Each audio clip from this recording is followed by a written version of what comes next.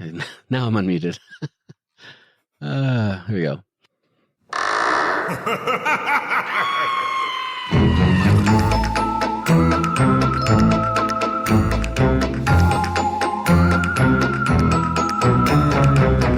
Welcome to Horrors Yet Unseen, the podcast where we assign each other horror movies to watch and then talk about it so our spouses don't have to listen to us go on and on and on about scary stuff they don't like. I'm Zach. And I'm Steve. Let's talk about some scary movies. By the way, there will absolutely be spoilers in this show. You have been warned.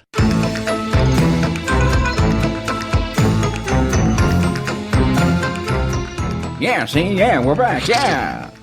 I don't know. No, not this again. I'm so sorry. You pointed at me like you started the show, and I'm like, that's the first thing that came out. I don't know what to say. What's up, people? What is the haps, yo? What is the haps? Yeah, and yeah, now no Gen Z person can say that. Because we just said it, and we're over 30. I don't think they were saying it anyway, dude. Probably not. That's probably if you heard it, they're not saying it anymore. It's that fast. Wow. It makes me think. Have you seen? I'm sure you have. You're an office. You're the Office person. I am the Office person. You are an enjoyer of the show The Office. Have you seen? Did you watch Breaking Bad? Yes, I love that Right. show. Yes. Did you see the scene where they did the crossover? Yes. Where Jesse comes in to deliver some meth to Creed. It's amazing. Yeah. I had to say it's been a long time. I hadn't seen it in a while. It popped up the other day. Yeah. It's so funny. To go delivery for, and he's like, "Oh, great, my meth, Yeah, crystal meth," and then, like, he's looking at the camera like, "What's going on here?" Anyway, so officially the same universe, right? Officially, it's the same. Yeah, Yep. Same universe. Well, Steve, well, Zach, what's going on? we're been it's been a week, Yeah, I give the week a 2.0. 2.0. 2 stars. Yeah. Yep. What is that, like? 2 Still stars. garbage, isn't it? It's a week. Oh, it's a movie. Yeah, it's a week. Yep. Yeah, it's I a week. understand. Yeah, Weird week. I understand. Do you understand? I do. Yeah. Okay. Yes. Thank you for checking. I do understand. Sure. Yeah. Well, I wanted to get some housekeeping things out of Sure. the way. Housekeeping. Right quick. Yeah. Housekeeping. Well, we. Okay. No. We have Sorry, I'm being. our year-end awards coming up on December 28th. Yeah. They're called the Poopies. Turdies, and Turdies. I laugh a little bit every time I hear that name because it's so ridiculous. That a well-respected podcast like ourselves is stooping to poo language. Well, Yeah. Well, I mean, nationally syndicated podcast like ourselves. I'm actually thinking it's more, well, we're international, buddy. I know, dude. We are international. I was just thinking, I'm just surprised, honestly, that it's not like penis related. I mean, I don't know what you would call it if it was The schlongies. Okay. The schlongies. We're gonna stick with that, dude. You made yourself laugh with that one. That was bad. Yeah, we're not gonna call it that. If we're not gonna call our fans the turd minions, then we probably shouldn't call the year-end awards the schlongies. Well, I mean, Yeah. I mean, that's just my opinion. It's just my opinion. I mean, shouldn't, whatever. Yeah. Be prepared for that. That's gonna be great. Season 2 drops January 18th. We're taking a 2-week vacation, 2-week hiatus at the end of the year, just because we can do what we want. We live in America, dude. And so, yeah, we're going to do that January Okay. 18th. So the last episode of season 1 is December 28th. And we're back for season 2, January 18th. Yeah, that's it. That's all of the housekeeping that we have to do. And I don't have any mint, or I'd leave one on your pillow. So that's all the housekeeping we got. But housekeeping. Right. I mean, is that not slightly offensive? I'm quoting Family Guy, which I guess by default that it's offensive. I'm quoting Family Guy. You know the house cleaner lady. Yeah. No, I know And exactly. She's always like, no. Housekeeping. Okay. I just wanted to back off and let you tackle all that. Let me dig my own hole. Yeah. This portion of the podcast brought to you by. I had a quick question for you. Okay, I have a quick answer for you. Yes. Not a. No, it's not really a new.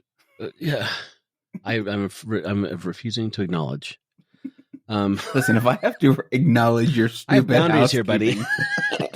Okay. Okay. So it's not really a news thing, but I just thought for this one time, there's lots of movies that coming out around the end of the year. Yeah. Which movies are you looking forward to seeing that are coming out? New ones. Do you have just like, I mean, I know Nosferatu, obviously. Yeah. Yeah, I do very much want to see Nosferatu. Do you know? That's a great question, Steve. I'm going to look it up. Okay. And find out what movies are coming up that are scary related the next 90 days. And we should find a way to sort all of these by horror.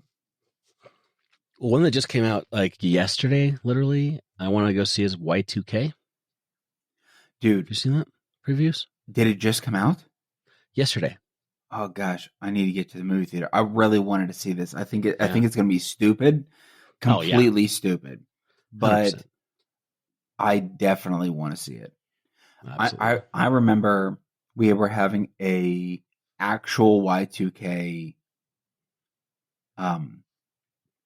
so at the church that my family used to go to growing up, my parents would host a like church-wide New Year's Eve party. Oh yeah. And just to give us the semblance that we were a good holistic kind of family, right? Instead of and somewhere to go that doesn't have booze, because that can happen, or kissing. Oh, right, of course, and so my dad and the preacher decided that at midnight they were going to kill the power to the house. Really? Yeah, so they were just going to go in the back room. They were just going to go into like the laundry room and kill the main breaker. And so everybody's counting. Nobody knows, and everybody's counting down. 3, 2, 1, and all the power goes out. And it's still a very funny, silly, stupid thing to me.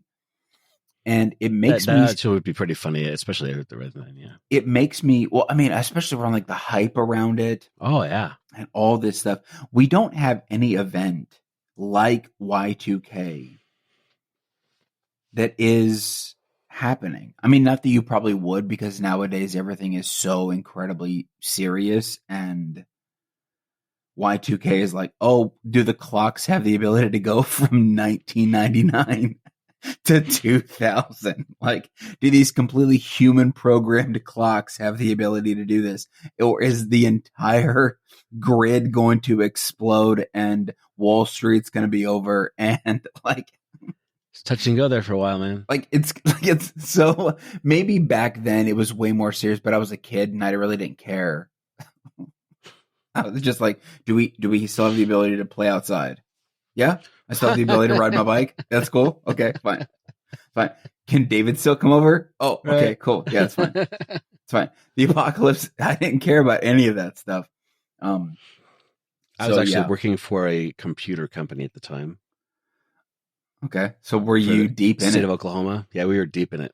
They were like replacing all the computers in the entire state of Oklahoma, like the welfare offices and stuff I was working in, and Dang.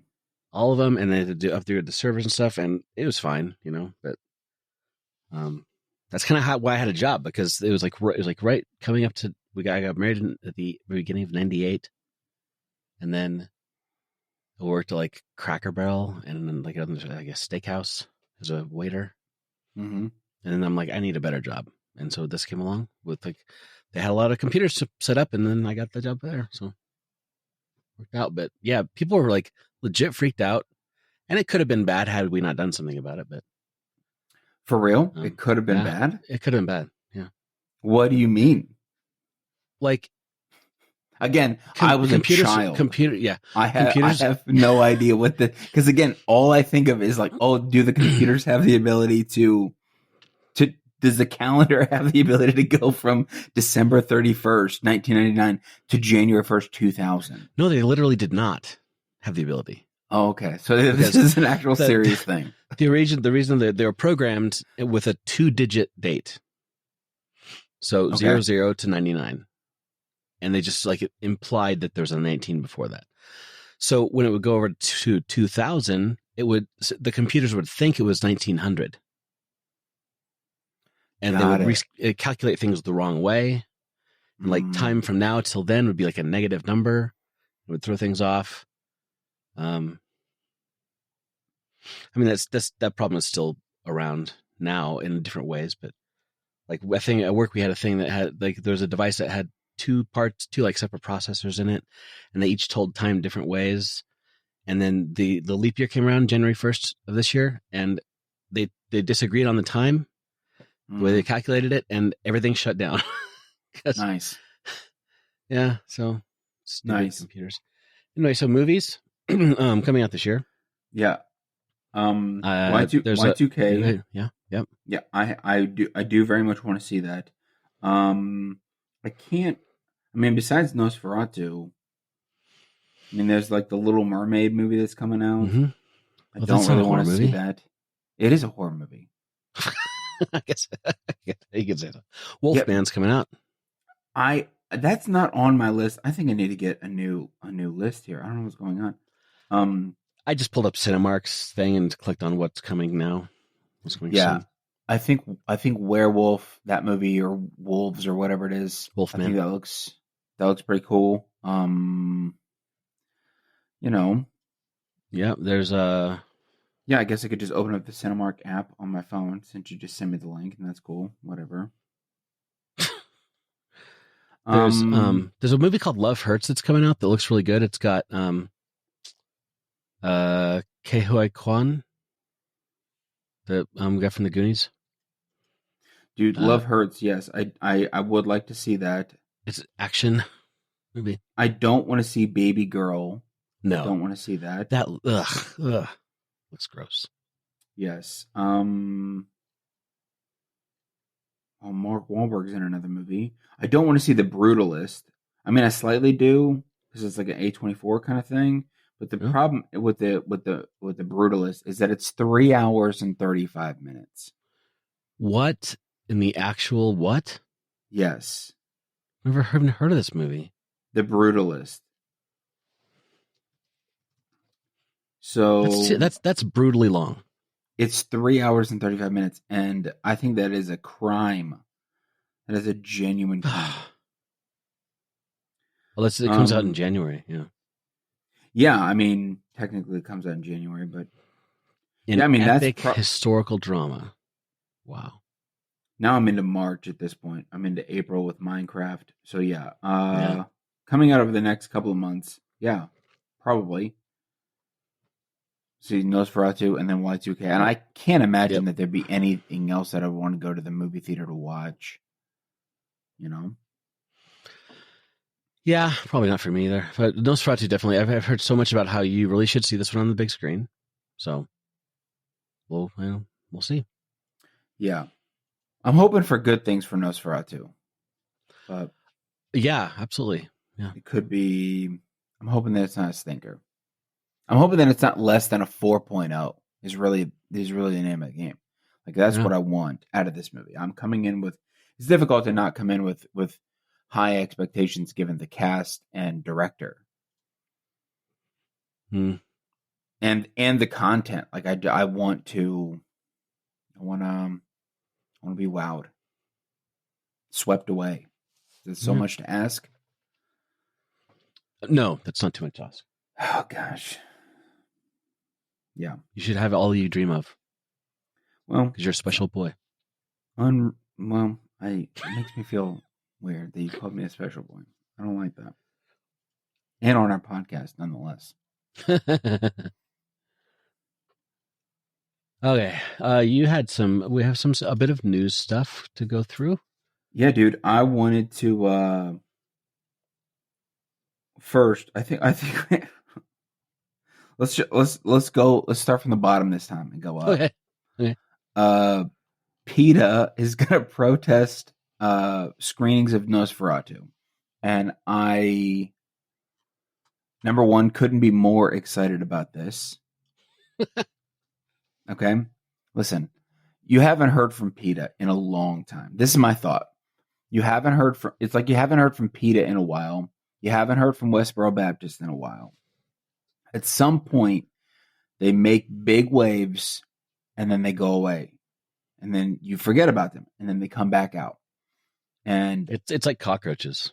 I don't know if you can hear or see my tinfoil hat that I have on with this conspiracy theory that I have about PETA. But anyway, yeah, I think that it's hilarious. Let me read you the quote specifically. It says, "A human is no more likely to be harmed or killed by a rat in real life than a vampire." So, yeah. Half the population of the Earth would beg to differ. Yeah. Back in the 1400s. The headline is PETA plans to PETA plans to protest a screening, just one screening. That's all the budget they can afford. Just one screening of Nosferatu due to the film depicting rats as the harbingers of death. Backup, timeout. They are end of story.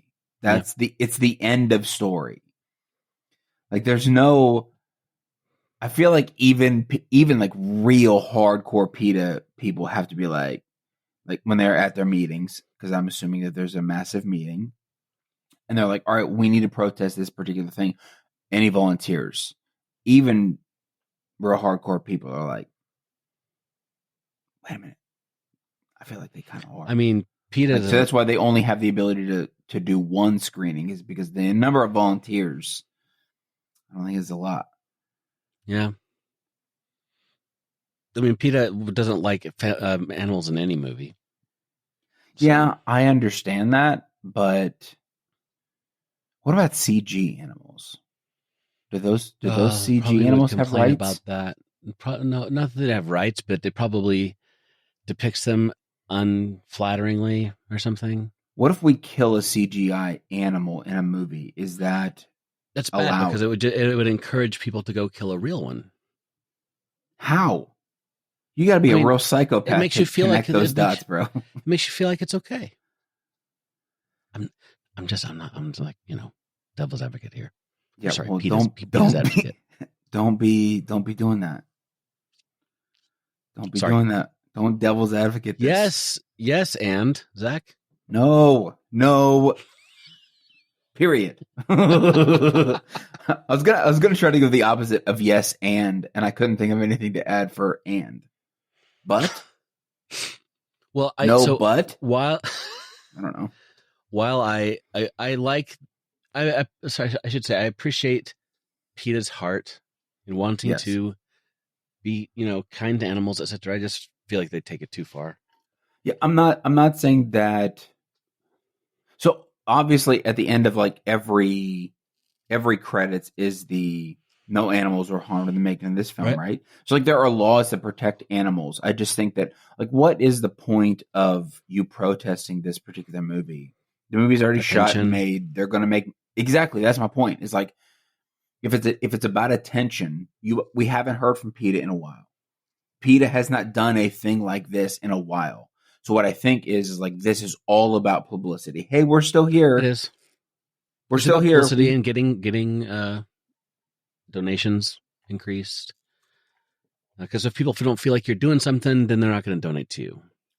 Well, I'm not saying go away, but as I often say, follow the money. Exactly. We're all saying the same thing. Yep. So, okay. Moving on. I watched episode 5 of Creep Tapes. Okay. Have you seen this episode yet? I've not yet seen that. Steve, I can't even with you right now, bro. Get your life together. It would have been a 2.5. Your life would have been this week would have been a 2.5 had Really? you simply watched. Yeah. So it's good? It's fine. See, it's better than 3 and 4. Okay. I started 3 and I forgot to finish it. And so I haven't seen 4 See, or 5. dude, you're so far behind. Oh my gosh. Anyway. I know. Do you see the things I have to deal with, people? Do you see this is what I got to deal with? But I wasn't super like loving the thing. So, I don't know. I went back and I started. It seems like you need a tubby time. I need a tubby time. You want to come on over?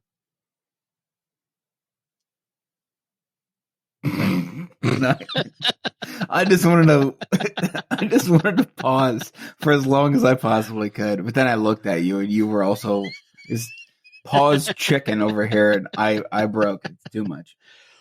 No, actually, I showed the. I told you this already, but I showed Christy the first chunk because I was laughing about the tubby time thing about like the how I set for a while I set your icon on my phone as him in the tub. It's Joseph in the tub. Wildly inappropriate, but also one of the best things ever. and I honestly I couldn't keep it on there for long because it was disturbing me.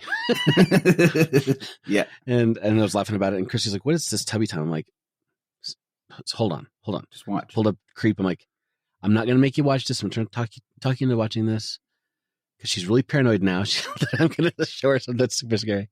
Like, I just want to watch you like the first bit until tubby time. And she saw it. She's like, "Oh, absolutely not. No, stop this right now." So you showed her the beginning of the movie all the way up? I started from 0 to tubby time, which is like 15 minutes, 10 minutes, maybe. I don't know. It's not really. Yeah. Because you do have to you can't just jump into the tubby time clip. Right. You have to get that preamble just a little bit because it does set the tone for it. Right. Wow. Okay. Well, she's like, "Well, he's legitimately creepy. I'll give him that." Mm-hmm. Yeah. But she's like, "I don't want to watch this because it's too creepy. It's too weird." Yes. Yeah. Now she understands why I don't like it. So what? 5 was okay. 5 was fine. Do you want to say something more about it? Or? It was fine. It was more of an uphill trajectory. But one of the things that I noticed, so in the opening crawl of the show, they will show the cabinet again. Oh, right. And one of the things that I noticed was that one of the tapes said Pittsburgh Pirates. And I laughed out loud because I was like, what? All of them? This is all of the entire Major League Baseball team? Like, dude, did you kill all of the Pittsburgh Pirates? Like, that's crazy. Yeah, that was mainly it. That was the whole note. That was all I needed to say. I just thought it was funny that it was not a person because each one of them is a person. It was just shocking that I saw one of them said Pittsburgh Pirates. I'm like, the entire team? Dude, did you kill the entire team? I mean, I would understand it's Pittsburgh, forget about them, but whatever. If you're listening to this and you are from Pittsburgh, just be better as a person in general. Just be better. Oh, okay. I'm from Cleveland. Just be better. Suck it, dude. Just rivalries forever. Unnecessary hatred for a pretty decent city. Is there a rivalry between Cleveland and Pittsburgh? Yeah. Huh. Yeah, I mean, not city rivalry, I don't think. Probably just Browns and Steelers, but Hmm. Browns. anyway. The only time I think of the Browns are I had a friend in California who he went poop. He's like, I'm gonna go take the Browns to the Super Bowl. Wow, like I haven't heard that one before. I mean, you probably haven't, so I definitely have. Yeah, I definitely. Oh, well, yeah. of course you. I just told you. Yep. Wow. Okay. Yeah. So, Okay. Well, Steve, you wrote down here that something about Smile 3. Smile 3 has started filming, Zach. Wow. Do we know they're what not the messing premise around is yet? The premise is that there's this thing that makes you smile and kill yourself in front of people. Okay. I walked right into that. Wow. Yeah. I mean, you have seen 1 and 2, right? I have. Yeah. I It's thought like about watching the second one again. Yeah, it's on. I just got like a trial. I think I ended up paying for it because I had the trial for too long. But I got like a week trial of MGM Plus, like for $6 a month, $7 a month. Anyway, so I did the trial because I wanted to watch live, as I told you before. I want to catch up on the show From. Right. But they also have like Smile 2 on there, and they have Blink Twice, and several other pretty good movies. So. Speaking of pretty new movies that are now on streaming, I think that the new version of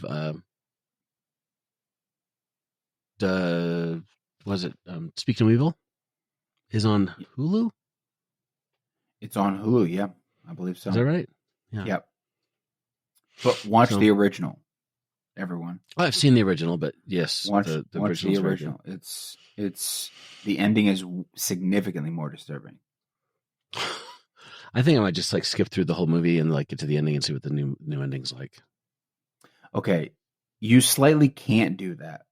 I will say this: like you can't. You got to watch the whole kind of thing because Okay for the setup.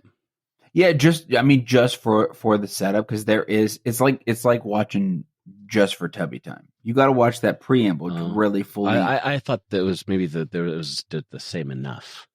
Also, you don't specifically know when the shift will happen. So, okay. As a new viewer, I think it's a good idea to watch the whole thing. Fair enough. But also, This America, do whatever you want. I don't care.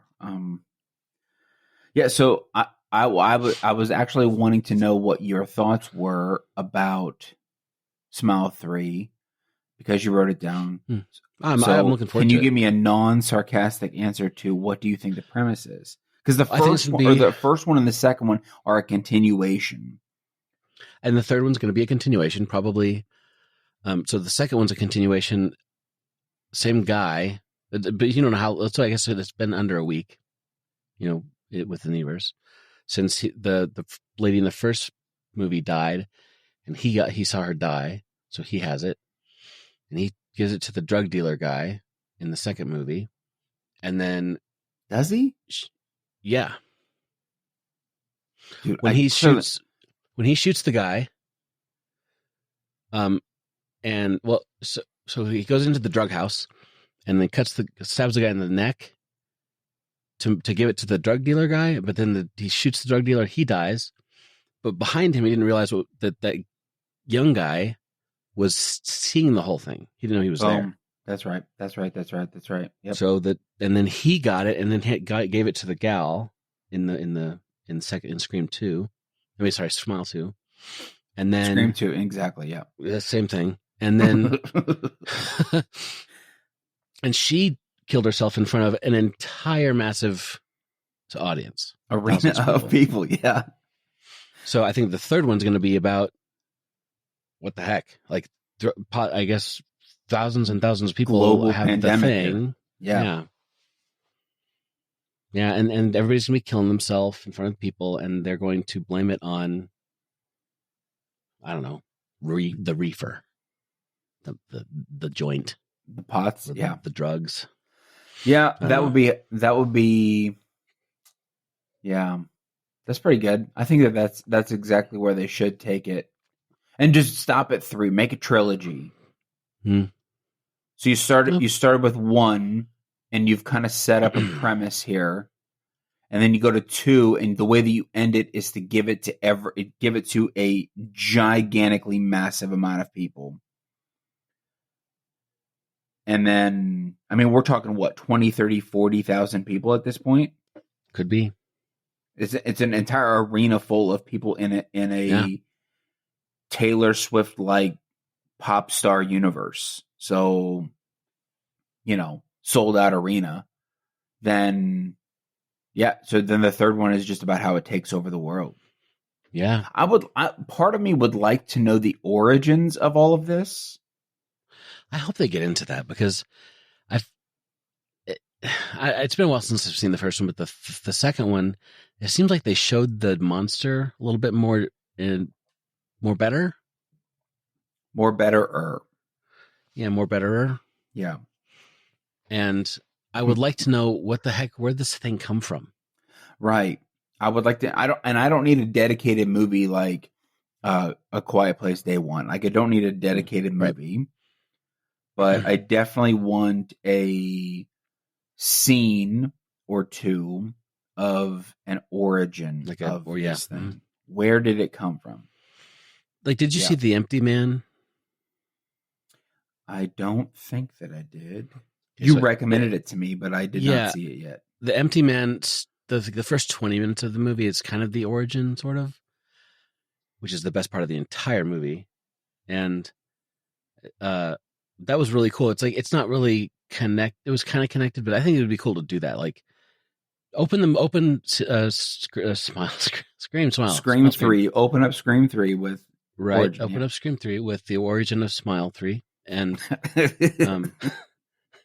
like just for the first 20 minutes, like, show where this thing came from or how this started, and then like pop into the pick up where we left off right after she shoved the microphone through her brain. Yeah, that'd be cool. That would be pretty sweet. Well, that's all I have to say about that. Right.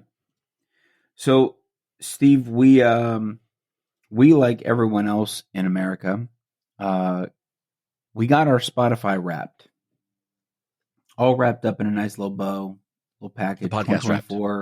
Podcast wrapped. So I wanted to actually hit and show some love and appreciation for the people who do listen to this each week, or periodically, or just never. You never listen to it. I want to show them love as well. I mean, less love for the people who never listen, obviously, but some love. And so, anyway, sorry about that. The favorite episode was episode 1, Super Crunchy. And by the way, I don't know if I've ever told you this. I hate that episode. So I think you and I were kicking around this idea of a podcast. Yeah. And then you came up with the premise of like, well, let's assign each other movie horrors that we haven't seen. And I think we were having a conversation about it, and you were like, well, do you just want to do a podcast? You just want to do one right now? Just get episode 1 out. And you hit the record button, and I was like, nope. No, I don't want to do that. And that's the most popular freaking episode, is the one that I was 100% not prepared for. I think the reason it was most popular is because I think when people come to the podcast, they click on that first. I understand. They need to click on something else. They should click, and I think we can work on that, because we can say this is what the best place to start. We're going to work on a trailer, so yeah. It's just funny to me. It's my own insecurities. Clearly, it was streamed 139% more than the average episode, which is so much more. Yeah, and it's the episode that I was having a conversation with a guy at work who wanted to listen. And he was like, "Where should I start?" I'm like, "Well, technically, you just anywhere. Go in and pick a movie." Most recent episode. That's what I tell people. Go in and pick a movie. Mm-hmm. That's it.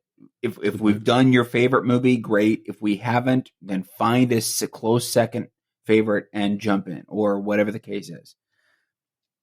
And Yeah, so 139% more than the average episode. The audience, 48%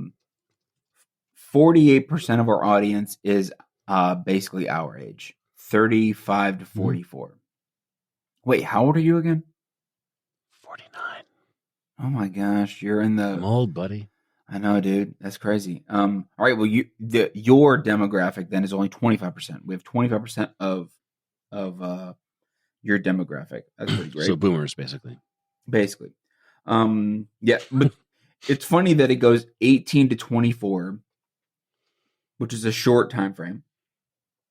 25 to 29, which I think is a little bit shorter. 30 to 34, 35 to 44, which is a gap. And then 45 to 54 is another gap. Like, that's a huge, I don't know how they choose demographics like this. Anyway. I don't either. It's all marketing. Speaking of our podcast going international, you mentioned this earlier. We streamed in 3 countries, Steve. Nice. Do you want to take a wild stab at which one was number 1? I'm gonna say America, USA. As America. Yep. America. It was America. I don't have the 3 countries off the top. I'm gonna guess it was probably us and the Brits, right? At least top 2. I believe that's accurate. I think I looked at the this third country. I don't know who's listening to in a third country. Other shows that people listen to alongside ours. Top 5. Number 5, Girls Who Don't D&D. Number 4, Traditional Catholic Audiobooks. Number 3. Yeah, I don't know. Okay. Number 3. That's surprising. Dark Windows Podcast. Number 2, The Catholic Talk Show. What? We're popular with the Catholics. Apparently, I don't know. And then number 1, shout out the You Run Podcast horror movie review. Nice. No. Yeah, so there's the definitely country stuff. Some crossover stuff there. Yeah, that's the other country stuff. Yeah. I'm very curious about the Catholic Talk Show and Traditional Catholic audiobooks. And by the way, Traditional Catholic Audiobooks is a podcast. And I don't know whether they just read Catholic literature on there. Know. I don't know anything about any of the 2 through 5. I don't know anything about these podcasts. I'm going to at least listen to one episode a piece just to not only show them some love, but find out what the heck is going on. What are these other things? As far as music is concerned, our listeners listened to top 3 genres. Number 3, classic rock. Number 2, pop punk. And number 1 is forest. Forest. Now, yes, forest, like the woods. Forest. Okay. Now, that's a genre. I don't know what this genre is. And I don't know whether it feels like I'm being pranked. I don't know. Because I looked it up in Spotify and I could not find a music genre called forest. So if anybody knows what this genre is, I'd very much like to know. Okay, here's what it says. Here we go. Steve's just going to Google it right now. I know that's a band called Forest.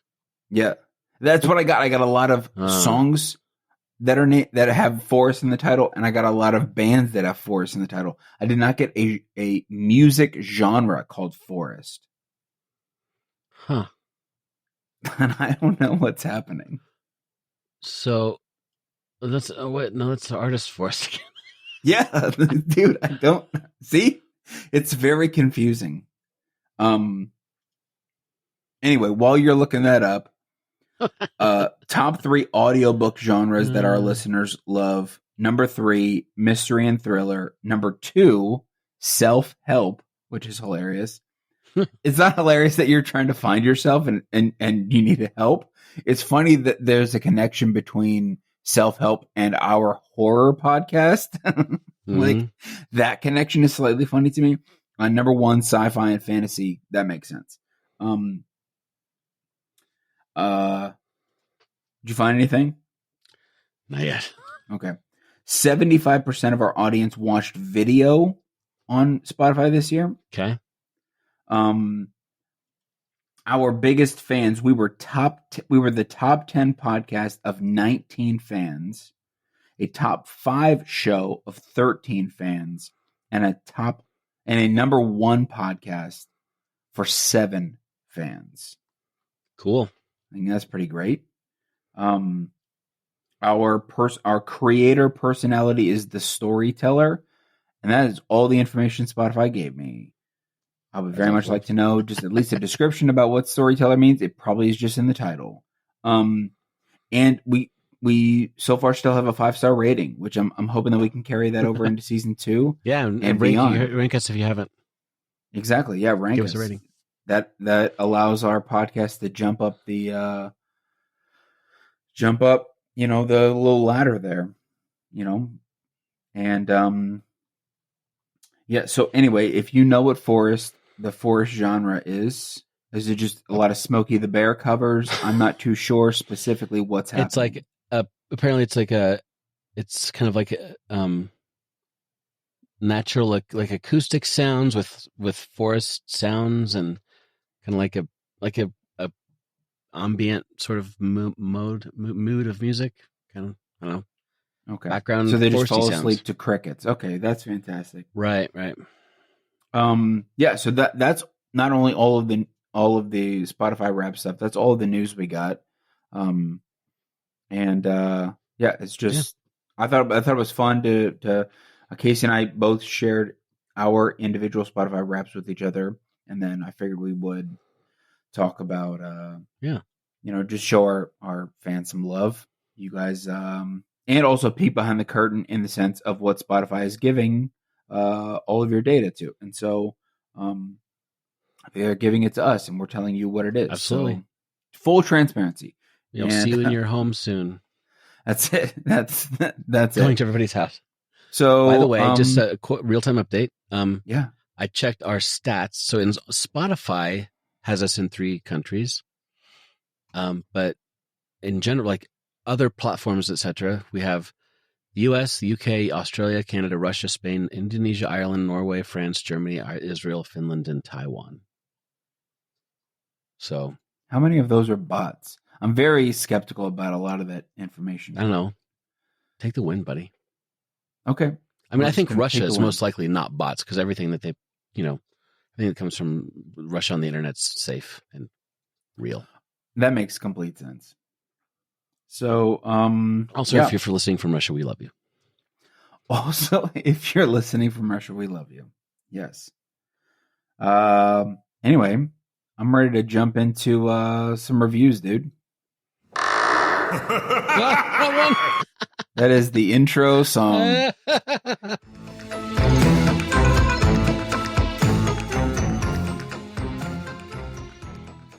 All right. Yeah, we're just live editing this episode. So right.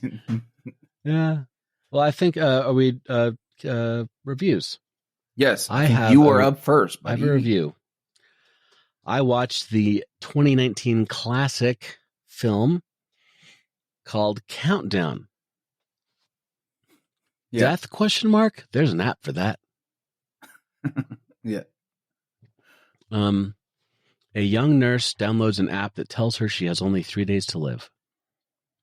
With time ticking away and a mysterious figure haunting her, she must find a way to save her life before the time runs out. Since I watch this on Netflix, if you want to go see it on Netflix, you can. The rankings from the world around you are such as this. Let me see. Letterboxd 1.9 out of 5. Stellar rating. Yep. Metacritic 31%. Ibby Dibby 5.4 out of 10. And Tomato Meter this one surprised me. The 26% rating. That didn't surprise me from critics. What surprised me is the 73% from viewers. Yeah. That was like, what? Yeah. Whatever. But I'll save my rating until the end. But it's like IMDb has the highest average, except for the viewers on the Rotten Tomatoes site. But it's kind of like below. It's in like, it's kind of garbage territory. So basically, what the movies, I kind of give you the highlights of the story behind it, but it's kind of I thought the movie was like a non-spoilery outside of things, I guess. Let me try this. Should have thought this a little more. So I thought it was entertaining.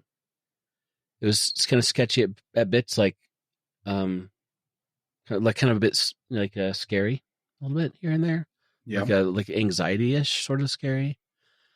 But honestly, for the most part, I thought it was a little bit, I don't know, I hate using this term with movies and things, because everything is contrived, because it's made up.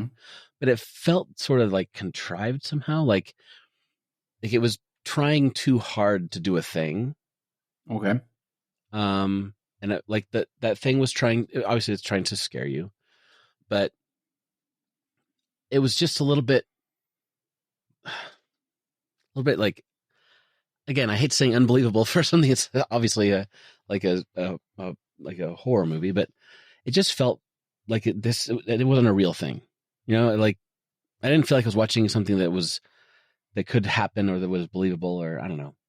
You feel what I'm saying? I know exactly what you're saying. I'm really struggling today with that. You could possibly say the exact same thing about the movie Talk to Me, but there was something about the movie Talk to Me that is like the quote unquote realism of the movie is, or you could maybe say the exact same thing about The Blackening. Like, it's a completely implausible, but the way that they portray the movie is very, even though The Blackening is obviously a horror comedy, and Talk to Me is a more serious, but both of them are obviously implausible. But this one is like, how would this app know when you're going to die? And there are things in it, like it's the internal consistency, I guess. It was not very good in-universe realism somehow, because it seems like they just kind of like everything worked out the way they wanted it to work out, or they understood everything automatically, right? And I'll get into that in a minute, but I mean, the acting was okay; it was fine. Tom Segura's in it, which, I guess that's fine if you like him. He's funny. Yeah. I've never seen him actually acting in anything before, but he did a fine job. Let's see. I give it 2 stars, because I feel like I feel like this has been done before. Is this like a premise that's been around for a while? Probably. It's probably not been done in maybe app form. Yeah. But I'm going to be honest with you. Even I'm thinking about other movies that are like Talk to Me, other movies that are like that. Like, even Happy Death Day is more plausible to me, than this movie. Yeah.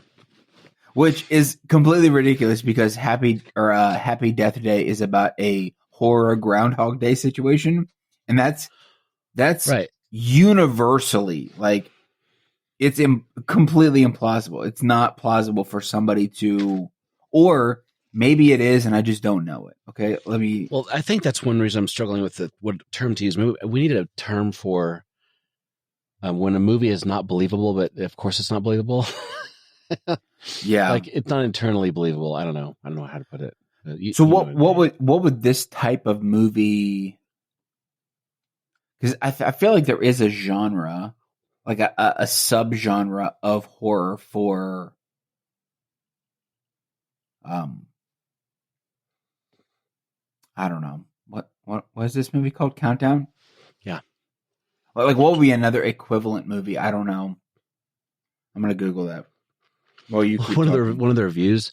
So the Elizabeth Lale, it plays the main character Quinn, and she's also pretty well known if you've seen the first season of YOU, which is on Netflix.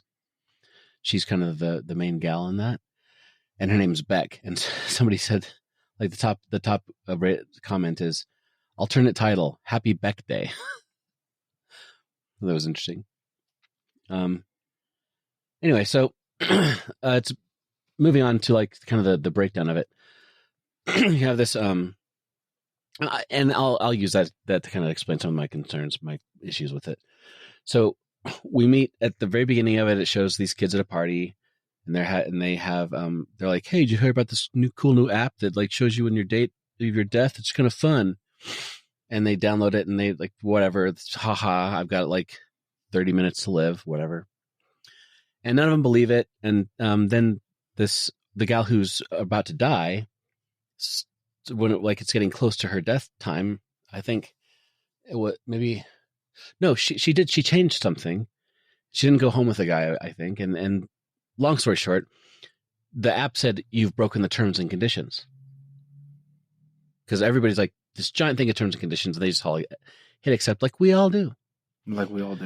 And she doesn't die riding home with this kid who ended up wrecking his car. And she would have died because like the tree was like through the seat where she was going to sit. But because that happened, she still had to die, apparently.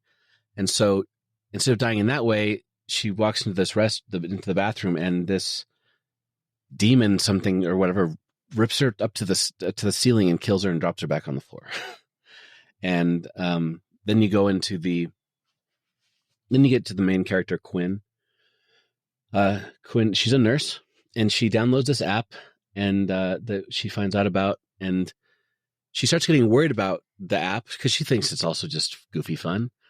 And but it says like she's got 3 days to live or something like that. And so, but she starts getting worried that something's going on when a patient dies. Basically, the kid actually who wrecked the car at the beginning.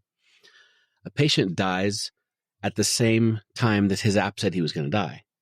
Really randomly.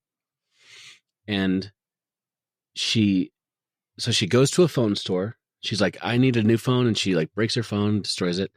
She goes and gets a new phone. And Tom Segura is the phone store guy.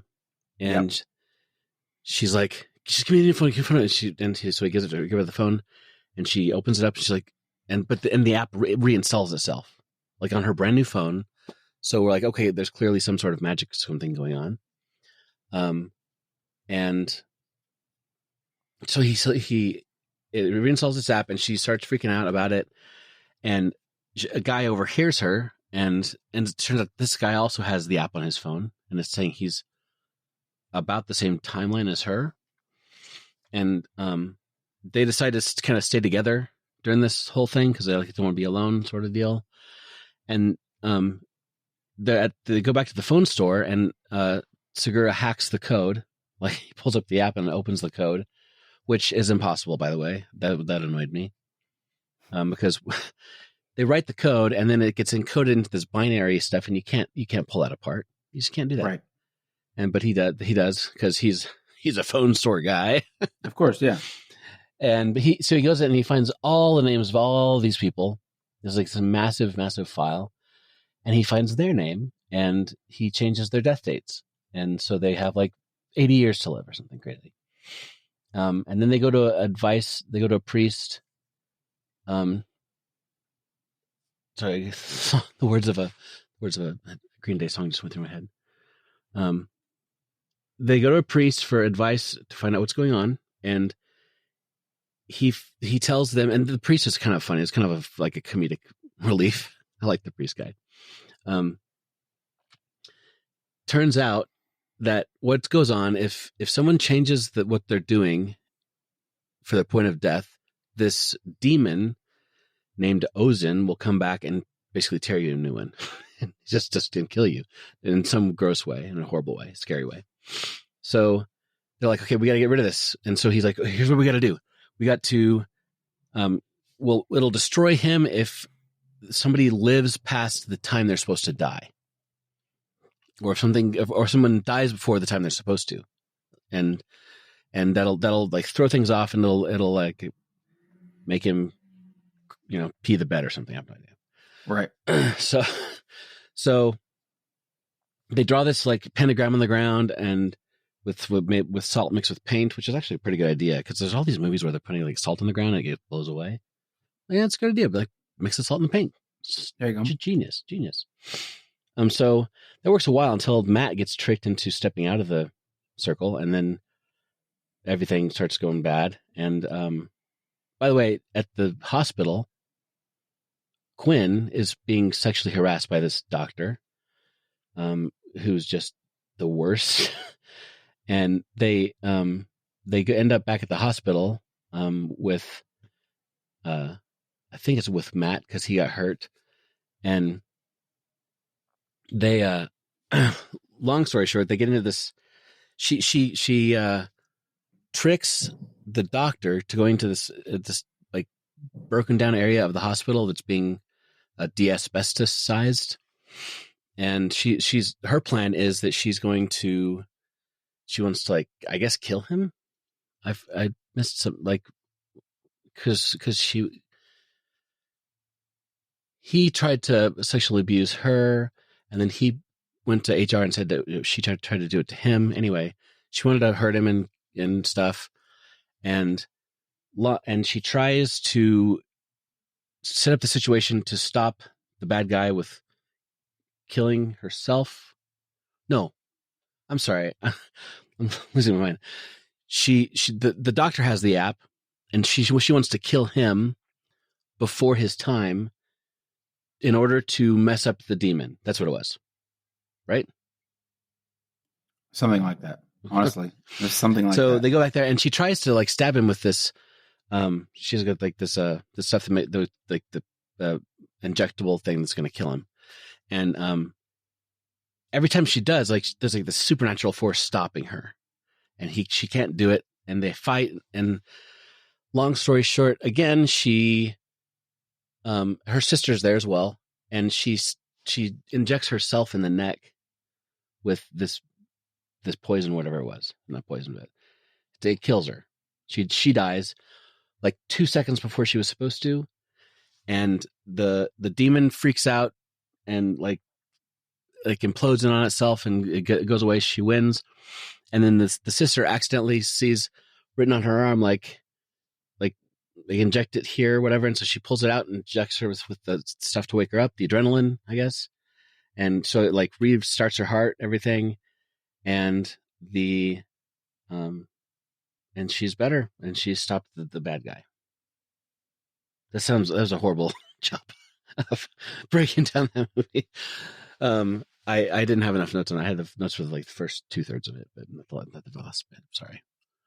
But so there were things along the way, like I said, like the coding thing, and the injecting herself in the neck with this stuff to kill her, and then randomly her sister finds a thing and like comes back to life. That was just, I'm like, I don't know, didn't really. It seemed just so contrived. So, like, oh, I know. Well, it's like they were sitting around, like, just riffing about what to do in this movie. And like, well, how about we do this? Well, see here. Right. I don't know. So it was entertaining, I guess, but I wouldn't really, and it was, I don't know, I wouldn't really recommend it to anybody, but yeah, I don't know. I understand. There might be a reason why this was a 1.9 on Letterboxd. Yeah, it is. And I think the reason it's probably higher for the audience score is that if you're not thinking about this movie, see it, maybe if you're not really thinking about this movie, it's kind of fun. It's like it's a good turn your brain off and just like go with the flow. But I feel like this kind of movie has been done so many times. It's the similar vibe as Smile, similar vibe as I don't know, like movies where you just can't run away from the your fate. And they're trying to get away from Right. their fate, and they just can't. This just can't happen. And I feel like that's just been done a lot. And now they're using an app for it. So anyway, what did you think about the thing? Do you remember watching this one? So I recently cracked this one open again before I gave it to you, and I was fully gone with the demon stuff. Fully gone? Like I was like, I'm out. I'm out. Okay. I think that the first time that I watched this movie, I probably did just shut my brain off. I was like, oh, this is cool, whatever. And the second time, it was so unfathomably implausible. Mm-hmm. Like, it was just, there was some, I think it was the I think it was the introduction, like that there is this demon at play. Because like you said, she goes into that stall or whatever and dies, right? Right. And you kind of want to know what's going on. Right. That actually hooked me at the beginning. Right. I'm like, this is going to be interesting. It kind of hooks you, but then I think the revelation that there is an actual supernatural force that's really going on here. Mm-hmm. I second go around, I was like, no, I don't want this. I don't want this to be the explanation. I would much rather. I'd much rather it be like a serial killer or a group of like a society of killers or something like that. I don't know what might be. I don't know what would be supernatural. Though. Yeah, I don't know either. Yeah, I don't know what if you what are you Zach? What are you going to sub out for that? I don't know, and maybe that's the point at which you go. All right, then let's just not make the movie then, like, because it seems like an obvious easy, but like if you're a studio and you absolutely need to make a movie, it's an easy route, but it wasn't satisfying, and I just stopped the movie and I was like, I'm good. I don't need to watch anymore. I'm fine. Yeah, not very satisfying, and which is interesting because Talk to Me is exactly the same thing. Talk to Me is this supernatural kind of experience, and I was way more into that and gave it way more grace than I gave it this movie. But it's not the same thing in my. I see what you're saying, but like this is so. So Talk to Me, there's a lot of engagement going on. You know, you're willfully engaging in the situation that's happening with a supernatural deal. This is like, I pulled up at this dumb app and like, oh, there's numbers on it. Then you can't do anything with the app. You just look at it, and it's just won't let you delete it. And it's just so passive. It's like, oh, there's no reason given why you're going to die. There's no way out of it. There's no, I don't know. It felt like maybe that's the problem. It's like, here's a number, end of story. It's fully late. It feels very lazy. Like this movie. A good word. It feels very like, all right, we have a premise. Let's start with the premise. People want to know when they're going to die. Right. There is a section of the population that it's the age old question. If you had the ability to know, would you want to know? Right. Okay. Well, let's modernize that. Everybody is obsessed with their phones. Right. Everybody has a bunch of apps on their phones. Let's point this particular direction. Okay. Well, then what's killing people? How would it know? And you go and you immediately draw the conclusion there's a supernatural demon at play. Okay. There's your whole movie. Yep. Now you just write what the characters do and how they interact with this particular demon and how one of them, the heroine, the final girl tries to rally the troops, the survivors. She's going to try to recruit people. She's going to sound like a crazy person.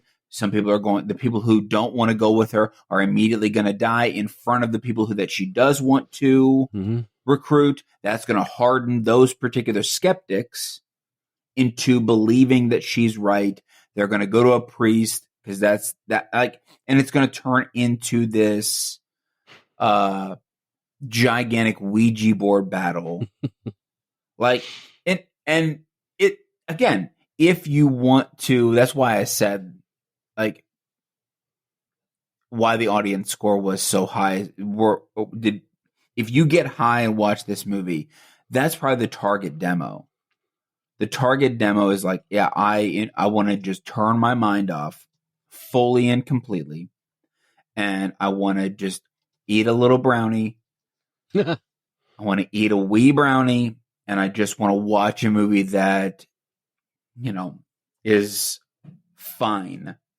Yeah, this is your movie because it's not great, it's not good, and it honestly does not need to exist in this particular version. But it's just easy, lazy writing, and a studio backed it and put a bunch of money behind it, and yeah. But there's a reason why I think that there's a genuine reason why Letterboxd is like 1.9. And even 1.9 is a bit high for this movie. Yeah. It's not great. I don't even know what I rated it, but if I didn't rate it lower than you have it on 3. Well, right now. That's I may or may not have been high when I watched it. I don't know. Like I said, the first time I think you just turn your mind off and you just kind of watch it and you're like, all right, well, I'm just curious, whatever. But I think the second time I was of sound mind, and Yeah. Also, the entire time, by the way, peek behind the curtain. The entire time that you were talking, I had my mic muted because somebody is firing off an entire firework display close to my house. At least it felt like it was right behind me. And so I muted my mic, and now is ambulance sounds. So I'm not too sure specifically what's going on in my hometown, but I think the apocalypse may be happening. And this may be the last podcast we ever record. I don't know what's happening. Yeah. Anyway, I just thought it was funny that I literally just heard an ambulance right after the fireworks stop, and I'm like, okay, who the heck's firing off fireworks? I mean, anyway. So Thank you for that. I think that's kind of my 2 cents on this movie. Yep. So yep. It's bugging me out. I know that there's a movie or a TV show or something about the same premise. It feels when I Google like movies that are similar to this, I don't get any movies that jump out, but it feels very much like there is another. Maybe it's like a episode of like Black Mirror or something. It might be. Yeah. Anyway, it's the whole I know how I'm going to die or when I'm going to die. I know that something's going to happen in the future, and I try to change it, and you can't. Yeah. I don't know. Anyway. I am in favor of moving on. How about you? Sweet. Let's go.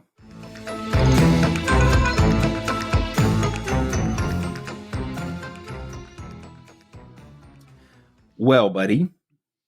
Yeah, buddy. You assigned me the 2020 classic. Indeed. Caveat. Mm-hmm. It's currently on Shatar right now. And yeah, that's you like that? I don't know why that made me laugh. Yeah. Well, it's like Target. It's just Target. I just Shatar. Right. And it makes it sound more fancy than it actually is. It's on Shudder for people who don't understand what fancy speak is. It's fine. This movie, very similar, but a little reverse to your movie, has an 83% Rotten Tomatoes certified fresh critics score, but a 57% audience upturned popcorn bucket score. Upturned popcorn bucket. Like, it's not the splat, but it's not great. But there's popcorn all over the floor. All over the floor. Someone's got to clean it up. Underpaid, understaffed. They got to clean it up. 3.1 out of 5 on Letterboxd and 5.9 out of 10 on IMDb. I forget where I pulled the synopsis from. It might have been just Google. The Google synopsis for this movie is this. A desperate drifter suffering from partial memory loss agrees to look after his landlord's psychologically troubled niece in an isolated island mansion. Side note, I think we should stop doing synopsis before we do, because those are kind of spoilery at this point. That's pretty spoilery. I went into this movie not knowing a thing. I did not know one thing about this movie other than what the poster looked like. Nothing. And that was only because I couldn't avoid looking at the poster. Yeah, and I'm finding that I enjoy stuff more if I don't watch the trailer. That is kind of the case here. Like, I didn't know that he was a drifter. I didn't know that he had partial memory loss. I didn't know that really screws things up, I think. After his landlord's psychologically troubled, like, I didn't know it was his landlord. I thought it was a buddy. Yeah, I did too. I had no clue about this movie. The only thing that really kind of is a spoiler there is, to me, is the memory loss thing. Right. Because you don't find that out of it till like the end of the movie. Right. It is at the end of I think what I would call the end of the second act that you really find out that there is some stuff kind of going on, which is the perfect time to do it. I did not have Gemini write a spoiler-free review of this movie. But I did something a little different with my quote unquote spoiler review of this movie. Okay. So journey with me as I break down the first part of this movie. So this movie starts off with a girl that you will find out later is named Olga. And Olga is the psychologically broken niece, and she is walking around a house with a rabbit that has a drum set. It's not the Energizer Bunny, though that would have been hilarious. It is a far more diabolical looking rabbit with the creepiest eyes you've ever seen. As a matter of fact, I just finished watching this movie before we recorded. Downstairs, Casey's on the couch. She got her AirPods in. She's on her phone. I said, hey, are you cool if I just watch this on the TV? She's like, yeah, fine, whatever. She's slightly watching this movie with me. Mm-hmm. And just because it's on the big TV, and it's hard to miss. And the rabbit at one point shows up. Like we get past the intro. It's about the middle of the movie. I'll talk about it in a second. There's a particular scene. And Casey literally said, if this rabbit showed up on our front door, like at our front door, I would scream and kick it because it looks super creepy. And I did say, I wish that I could find this rabbit because I would definitely buy it and mail it to Steve's house for like a Christmas present because it's so creepy. It's creepy as heck. And it's just the look. It's the angle of its head and the fact that it's kind of like it's angled down and it's looking up and it's big old eyes. And so anyway, she's walking around the house and basically using this as some sort of like, I don't know, spiritual metal detector. Like, yeah.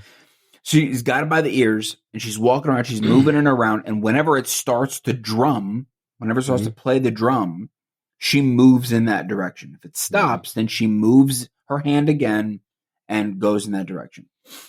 It leads her to this wall in the basement that she takes this knife and she carves out this hole in this wall and looks in.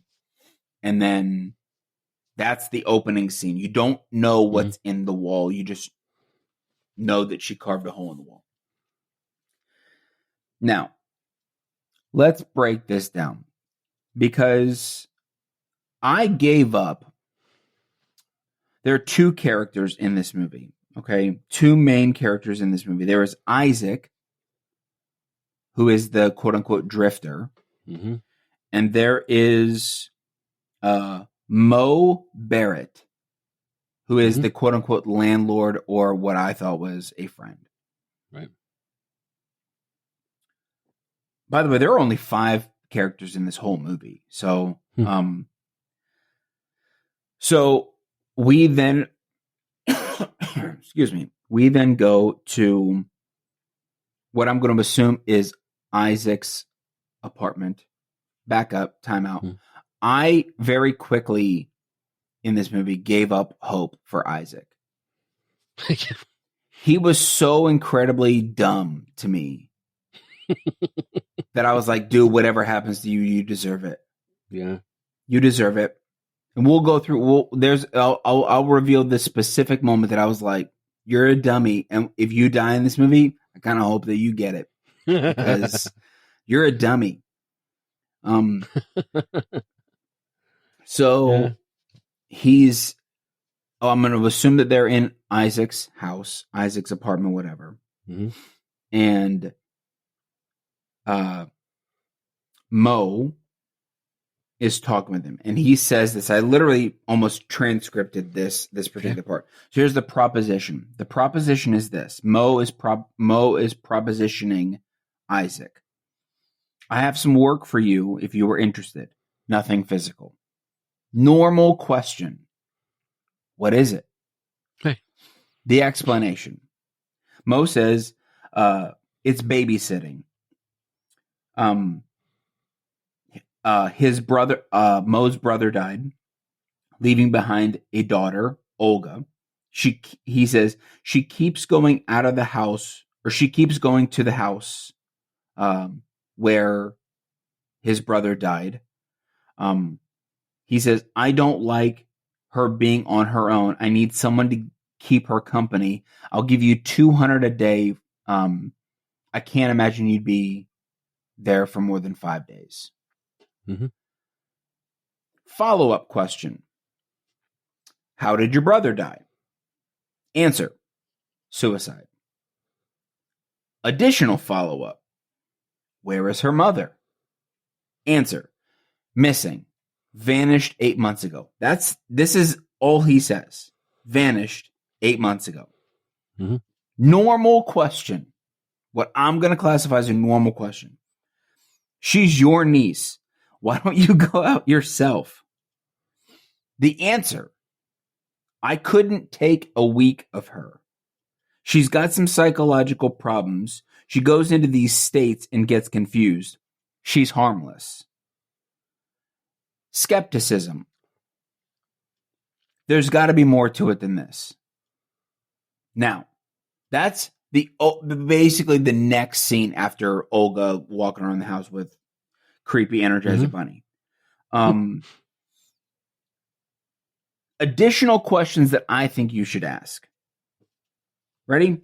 I got a list of them. That he did not ask. He did not ask any of these questions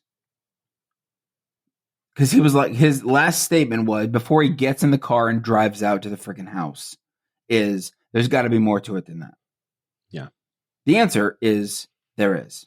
Spoiler alert, there is. And you're saying he should have asked these following questions. He should have asked these questions. Okay. These are questions that I would ask if I'm in this situation. Okay. What do you mean she keeps going out to the house? Where's she leaving? Who has custody of Olga? That she's leaving their custody and she's going out because you said she keeps going out to the house. Mm-hmm. Why? Why does she keep returning to this house? How many times has she returned to the house and how many times has she been brought back? Why did her dad kill himself? Are the police looking for her mom? Can you give me directions to the house? How far away is the house? Are there any neighbors? How will food be brought to me if you're going to keep me there for 5 days? Those are just some questions that I would ask. Okay. Okay. Am I allowed to walk out of the house? Am I allowed to walk out of the house? Yes, that's another. Will I be chained to the floor?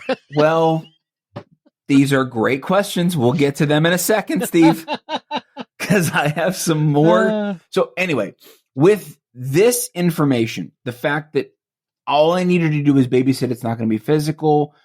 She has these problems. Why wouldn't you watch her? Well, because I don't want to deal with it, basically. Isaac then goes with Mo out to this house. Because the next scene is you see him waking up in the car. Okay. So that means that he fell asleep in the passenger seat and did not pay attention. And did not pay attention to where the heck they were going. That was strike number 2. Yep. Because strike number 1 was you got in the car to go out to this house with limited information. Strike 2 for me was you fell asleep on the way there, which means that you don't know how to get home. Mm-hmm. You don't know how far away this is from your house. Then they, when they get to the house, he finds out that the house is on an island. So they have to reel in a boat and travel across. But the island is literally a stone's throw away. So it's when you think island, you think maybe it's far off. It's not that far off. It's also in England, in a very drab part of it. And I say drab part, as if there isn't a. Is there Ireland or England? All of it is all of it is drab. I'm just saying. Anyway, lots of rain, lots of take that UK. I'm just kidding. Boom, roasted. Boom, roasted. Exactly. Yeah, dumb. Anyway, so it literally is a stone's throw away. And I wrote down this, but the issue is that he never said that it was on an island. He claimed that because he gets out of the car, he's like, "What the heck is this?" He's like, "Well, we got to go across it's on an island. We got to go across." He's like, "Well, I don't know how to swim." Isaac goes, "I don't know how to swim." I'm like, "Well, first things first, how'd you make it this far in life? You don't know how to swim? How'd you not know how to swim, bro?" It's your body basically does the majority of the work because you have air inside your lungs. Like, you just float. Don't be a ding dong. Anyway. That's quite the point. Come on. So, yeah, exactly. So anyway, he's like, "Well, you didn't tell me." "Yeah, I told you it was secluded." Back up 10 seconds. No, you didn't. I watched that scene. You didn't give him any information. You didn't say that it was secluded at all. So now strike number 3, you're now at the house and you're finding out more information that was previously not disclosed to you. We're starting now to inch towards, I don't care what happens to Isaac. Okay? Because he's not asking appropriate questions. He is asking the question and just being okay with the fact that this guy, Mo, is lying directly to his face. He seems to be trusting Mo a lot. Too much, bro. It's too much. Mm-hmm. Some skepticism will save your life, people. That's all I'm saying. Yeah. Some skepticism will save your life. I'm not talking about being so skeptical about absolutely everything that you never experience joy in life. I'm talking about just a little, just a little skepticism. There are literally so many chances that Isaac has to turn around, but he literally never does. It's pretty early in the movie that I gave up hope for this guy. I'm writing this down. There's so many red flags. One of the red flags, or one of the biggest red flag, is they get into the house and he finds out that he has to put on a leather jacket, like a leather vest that will lock together, that has a chain attached to it, because, quote unquote, Olga's grandma used to have like night terrors or whatever, and they used to strap it, or she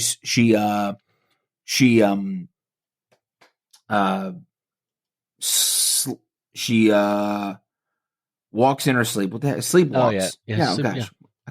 My brain couldn't piece it together. She sleepwalks. So they put this vest on her that has a chain attached to it. But then, so Mo is basically like, "I need you to put this vest on." And he's like, "Time out. Because basically I it's would like be done. Olga. Yeah. This is the moment that I no longer cared about what happens to Isaac. Is the explanation is this: Olga is fearful that somebody's going to come into a room in the middle of the night and kill her. Olga's afraid that somebody's going to come into a room when she's sleeping and kill her. This vest will, because of the chain, will give you limited access to the house. You won't be able to go in some rooms. And one of the rooms is Olga's. Right. And the guy's like, I have no interest in going in Olga's room. And Mo's like, I don't know why this is a big deal. Just put the vest on. Why are you wasting? It's just a leather vest that's padlocked on you and you can't go anywhere. 100%. He goes, why are you wasting my time? He says that to him. And then the next scene is Mo strapping this vest on Isaac. And I went, I'm done. And the crazy part about it was this. He pulls out of his jacket pocket this bar that goes down through the jacket, and then he pulls out a lock, locks the vest together so he can't take it off, takes a key out of his pocket, locks, and puts the key back in his. So now Mo has the key, and Mo just drives off. Not a good idea. So as you would, you kind of start to explore the house. I do get the vibe that, by the way, that Isaac is like desperate for cash or something, and he's like, I'll do anything for money sort of situation. Yeah, because it's $200 a day. It's not much money, right? But I mean, if he's strapped for money, then I don't know. Right. That's it. So there is kind of some motivation around him doing some of the dumb stuff he does. I suppose if your head was over a barrel, I guess. Still. It's still not. Yeah. So as you would then. Anyway, back up. They meet Olga, who is in her room with a bloody nose, hands over her eyes, and she's kind of in this catatonic state. And she can't really interact with you. She can't hear you. And I think he's basically showing that she's harmless here. Then Mo leaves. And so as you do, the next venture would be to go through this house. This house is incredibly dilapidated. Nothing works really, like no appliances work. There is no food or anything, which is another red flag. Like you look at this house and you're like, no, there's nothing here. That's why I asked the question, how is food going to be brought to me? I can't cook anything. You want me to stay 5 days here? Dude, there's no water for me to drink. So he's going around. The house is making some weird noises, but there's nobody really there. One of the funny things about this whole thing is that he has the jacket on. He's got the chains, whatever. He's walking around the house. He finds a bathroom. He goes to the bathroom. Starts to undo his pants. The vest won't let him go into the bathroom. So like he can't even whiz. Like he can't even go into the bathroom to enjoy the bathroom, to go use the bathroom. Because the chain's too short, won't let him go in the bathroom. It's just funny that you can't get in Olga's room, fine, but you also can't use the bathroom. It's just funny to me that because you think you have limited access. You think that he has limited access to the house, and I thought he can't use the bathroom. When I think limited access to the house, the bathroom is not one of the rooms that I would think. I don't know. It was just funny to me that he can't even go to the bathroom. Anyway, he tries to kind of fall asleep, but there's this weird, creepy painting of some female holding up the rabbit. I'm going to assume it's Olga. And that painting keeps being super creepy. He turns it around. It turns itself around. Blah, blah, blah. Right. No sign of Olga, by the way. Since her catatonic state, there's no sign of Olga so far in this movie. The only inhabitants of the island, you find out, are a family of foxes. And I forgot about the foxes. What's also slightly interesting is in the beginning of the movie, he says, like, is there anybody else? Is there anybody else? No, there's only a family of foxes, right? Okay. Then he goes, have you ever heard a fox cry? And Isaac's like, no. He's like, well, it sounds like Weird question to ask. a teenage girl screaming. Have you ever heard a teenage girl screaming? And Isaac goes, no. And I went, time out. What?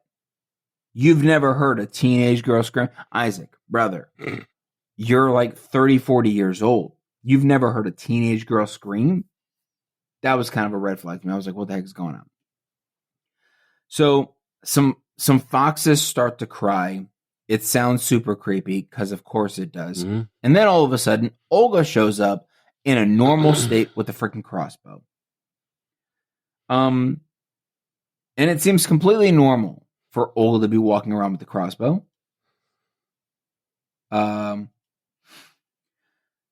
So we come to slowly start to find out some things with Isaac and Olga's interactions. We find out that Olga's mom basically tormented her dad. For fun, she says, he put this vest on him because her dad had extreme claustrophobia fears. So for fun, Olga's mom, as a prank, put this jacket on Olga's dad and then swallowed the key so he couldn't take it off. Then one day, when Olga's dad was in the basement, she locked the door so he couldn't get out, and he shot himself in the head with the crossbow. And you're like, whoa, that's pretty crazy. Yeah. This is a wild practical joke. But she had the key like around her neck at all times except for the time that she swallowed it, which means that she dug it out of her poop, Steve. That's gross. And then wore it around her neck. It's weird and gross. Anyway. So there is this scene. I assume she cleaned it off first. Well, okay. She's also a crazy person. Like, I don't know. I don't know whether she did. Yeah. Anyway. So shortly after this, there is a scene where Isaac finds the rabbit. And he sits down in front of the rabbit. And the rabbit starts to bang on its drum. And you're like, what the heck is going on? And Isaac, incredible acting here by the actor, starts to interact with this rabbit like, am I going crazy? Or is this rabbit moving on its own? Like, what's going on? And this is where Casey was like, if this rabbit shows up at our front door, like I would scream and kick it. So the rabbit starts to do the drums. And so he picks up the rabbit and kind of starts doing exactly what Olga did, using it as this spiritual meter. And it leads him to the basement where he finds the hole in the wall where Olga carved at the very beginning. And what he finds in there, well, you'll just have to watch the movie for yourself. That's the end of my review.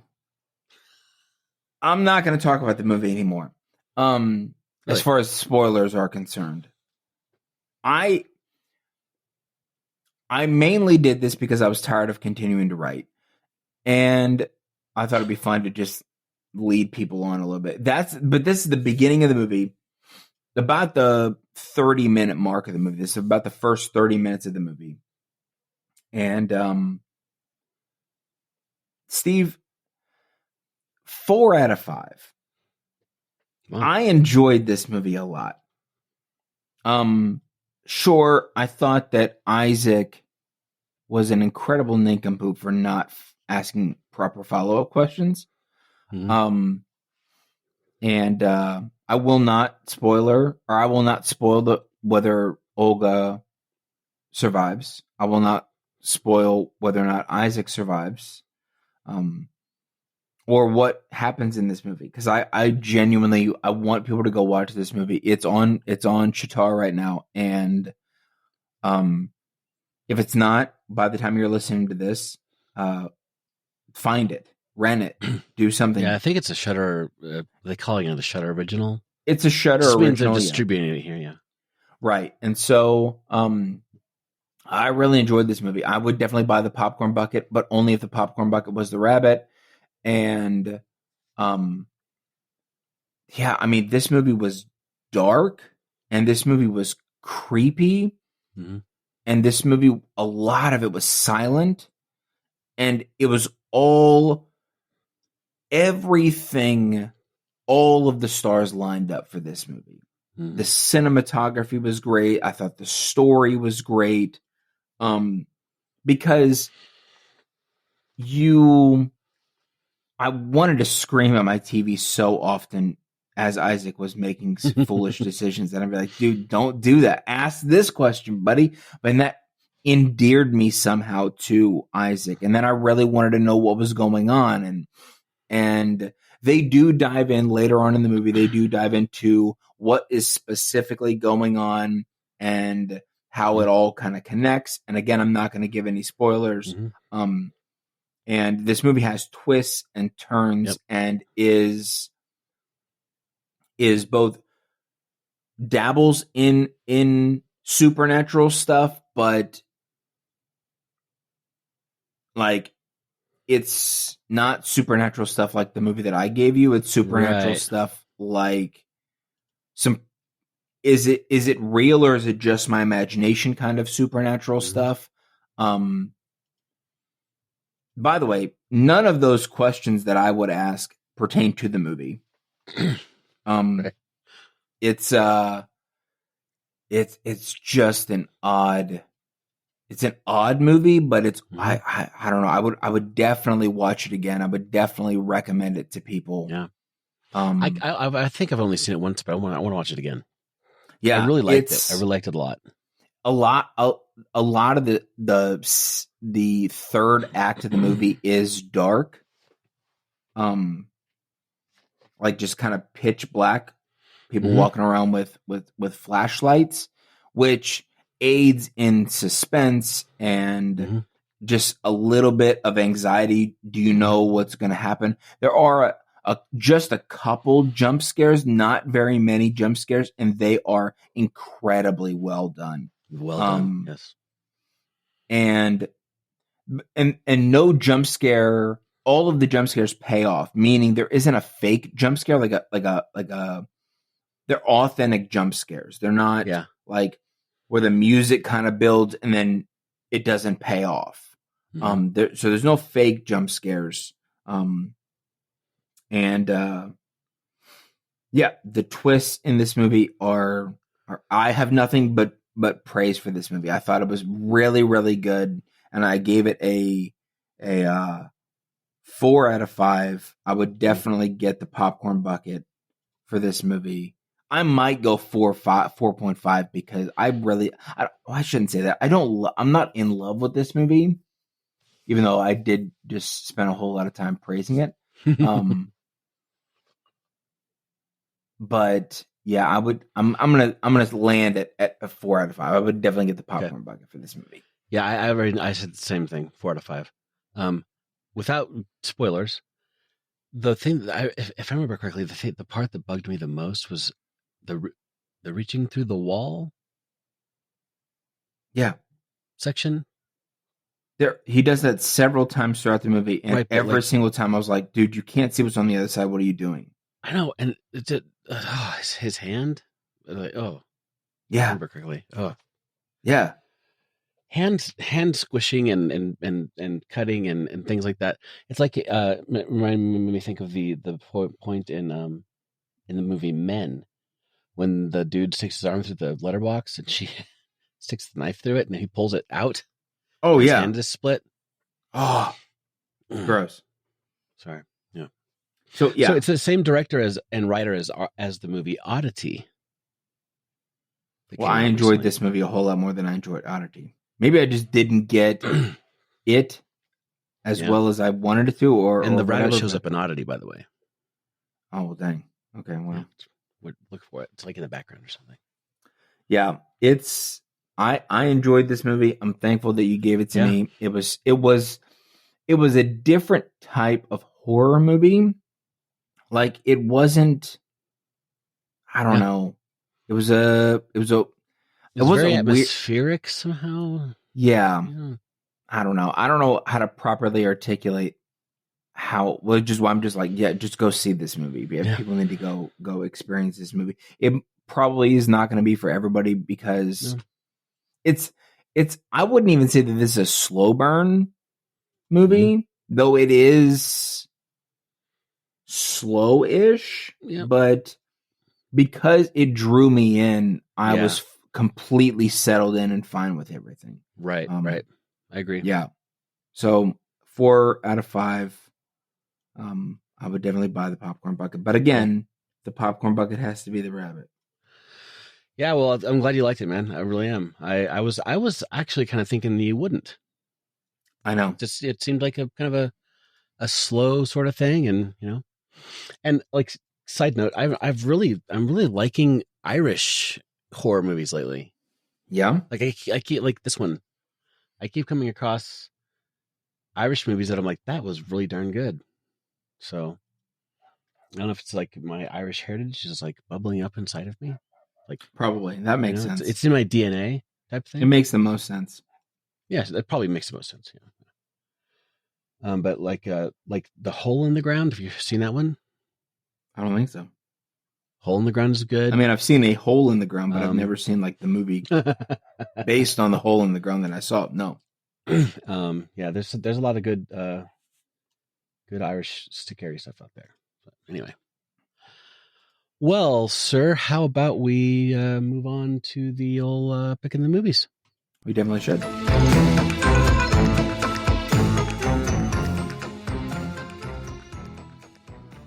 All right, you did the last review. You get to pick first.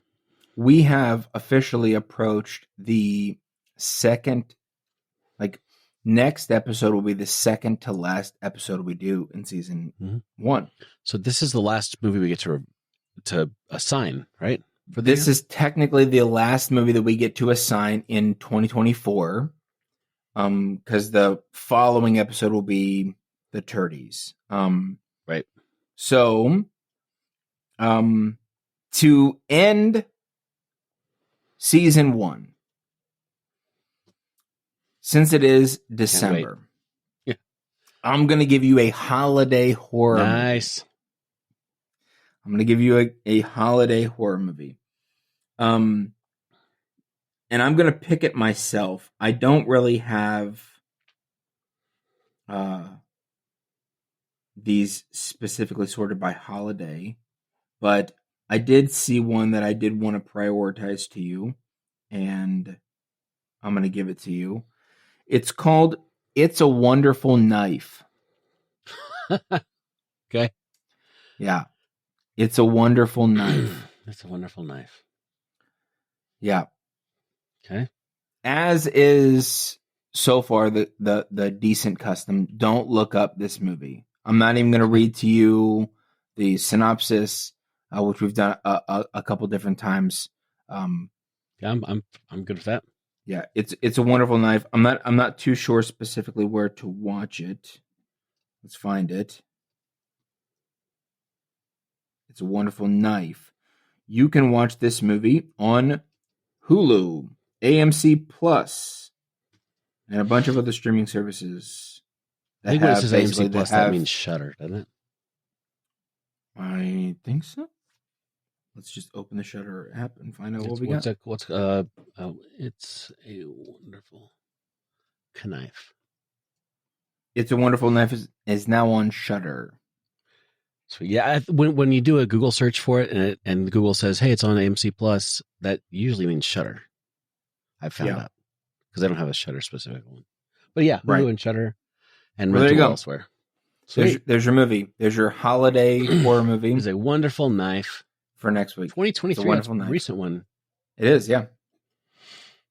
Well, I'm actually I planned on giving you a holiday one as well. All right. And I hear you like musicals. I do And you like horror. musicals. Oh, no. And it doesn't say that you've seen this one.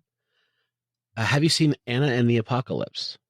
You told me about this one, and I tried to get through it, and I wasn't for me. So let's try to. Oh, shut up! Oh no, dude! You've seen it? You've seen it?